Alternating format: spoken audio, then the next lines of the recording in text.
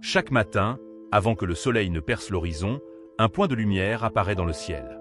Il brille plus fort que toutes les étoiles réunies. Plus fort que tout, sauf la Lune.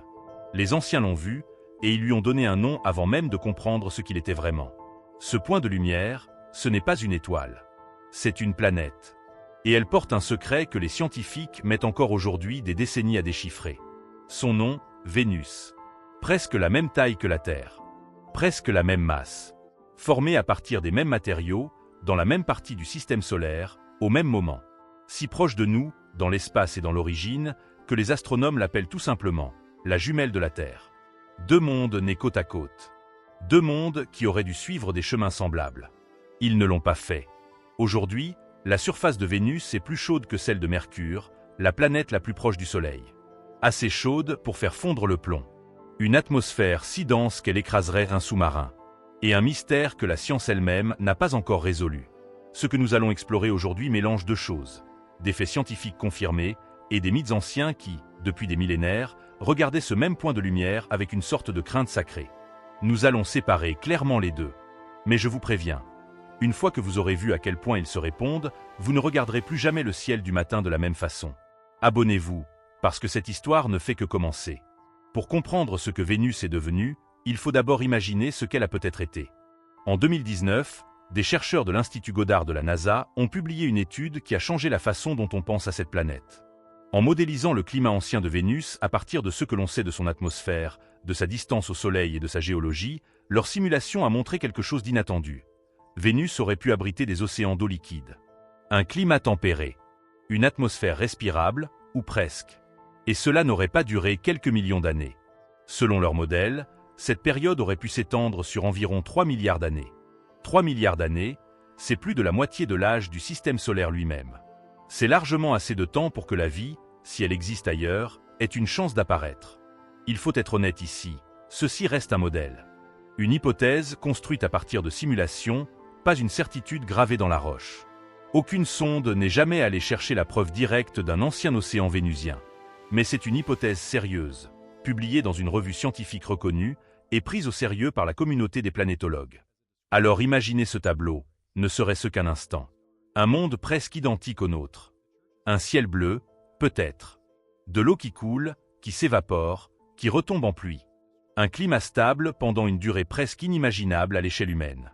Et puis, quelque part sur cette ligne de 3 milliards d'années, quelque chose a basculé. Ce n'est pas une comète qui a tout détruit. Ce n'est pas un choc venu de l'extérieur. Ce que les scientifiques pensent avoir identifié est bien plus dérangeant. Vénus se serait détruite elle-même, de l'intérieur.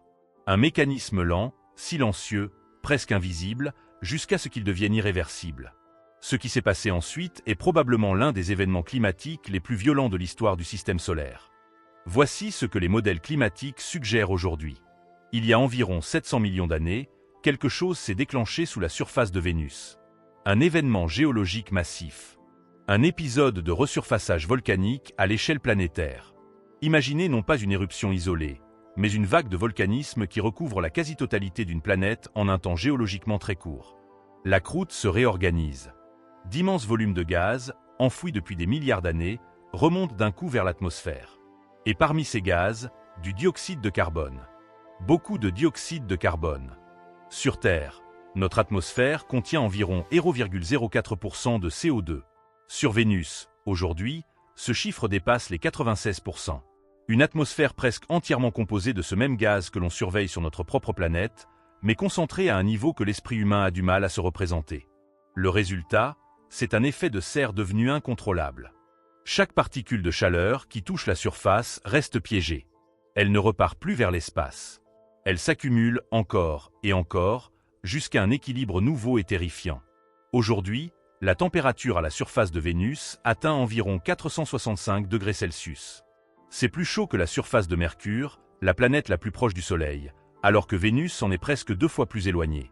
La chaleur ne vient pas du Soleil. Elle vient de l'intérieur du système lui-même, piégé par sa propre atmosphère. La pression, à la surface, équivaut à celle que l'on trouverait à environ 900 mètres sous l'océan, sur Terre. De quoi écraser la plupart des équipements que nous envoyons pour l'explorer. Les rares sondes soviétiques du programme Venera qui ont réussi à se poser dans les années 1970 et 1980 n'ont survécu, en moyenne, qu'une heure ou deux avant d'être détruite par la chaleur et la pression. Un monde qui, selon certains modèles, ressemblait peut-être à la Terre. Devenu, en quelques centaines de millions d'années, l'un des endroits les plus hostiles de tout le système solaire. Mais la chaleur n'est pas la seule cicatrice que Vénus porte encore aujourd'hui. Il existe, sur Vénus, un mystère que même la chaleur extrême et l'atmosphère écrasante ne suffisent pas à expliquer. Chaque planète de notre système solaire tourne sur elle-même dans la même direction. C'est un héritage de leur formation commune, il y a environ 4,5 milliards d'années, à partir du même disque de gaz et de poussière en rotation autour du jeune Soleil. La Terre tourne dans ce sens. Mars, Jupiter, Saturne aussi. Vénus, elle, tourne dans le sens inverse. Et ce n'est pas tout.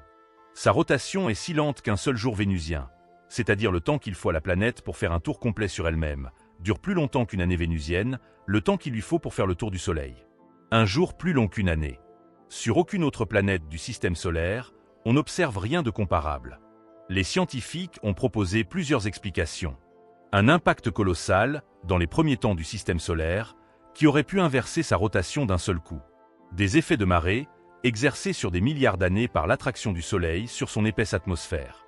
Un freinage progressif dû au frottement entre l'atmosphère dense et la surface.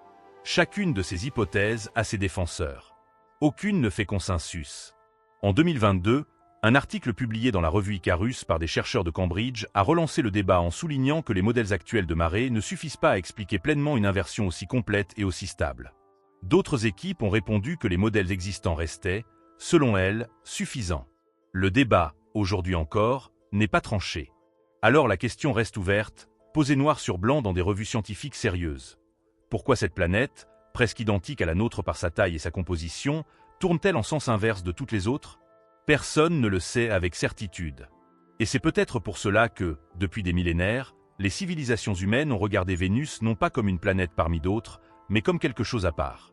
Bien avant les télescopes, avant même l'écriture telle que nous la connaissons, les civilisations humaines observaient déjà ce point de lumière avec une attention particulière. Les Babyloniens l'appelaient Ishtar, déesse de l'amour et de la guerre à la fois, une figure double, presque contradictoire. Les Grecs l'ont associée à Aphrodite, née de l'écume de la mer.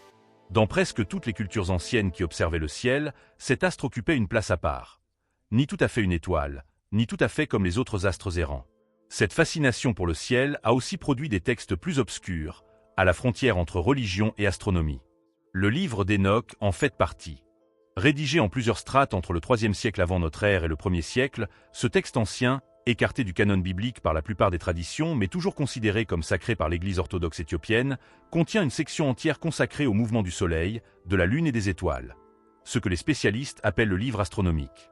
Ces auteurs y décrivent un calendrier céleste minutieux, une tentative sérieuse de mettre de l'ordre dans le mouvement des astres, à une époque où les instruments d'observation se limitaient à l'œil nu.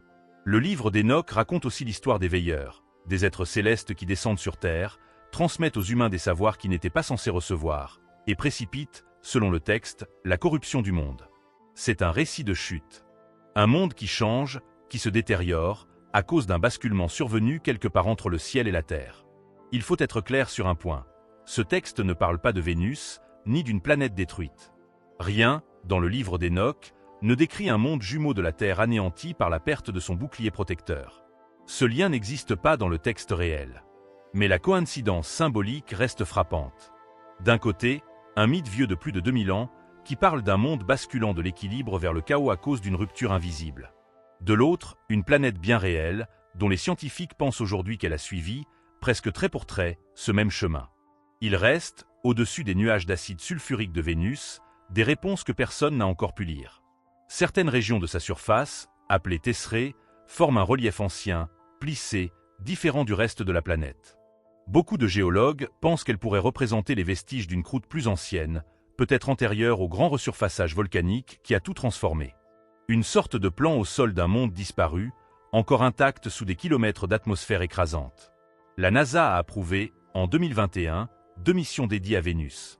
La première, DaVinci+, doit envoyer une sonde traverser l'atmosphère pour en étudier la composition, couche par couche, jusqu'à la surface. Cette mission avance. La seconde, Verita, devait cartographier en détail la géologie de la planète, et notamment ses fameuses tesserées. Son lancement a été repoussé, pour des raisons budgétaires, à 2031 au plus tôt. Autrement dit, La mission conçue pour étudier l'atmosphère de Vénus est en cours. Celle conçue pour lire les traces de son passé attend encore.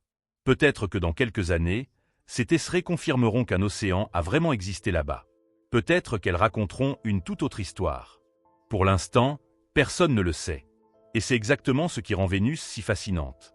Ce n'est pas un mystère résolu qu'on vous raconte, c'est un mystère encore ouvert, sur lequel des chercheurs travaillent en ce moment même.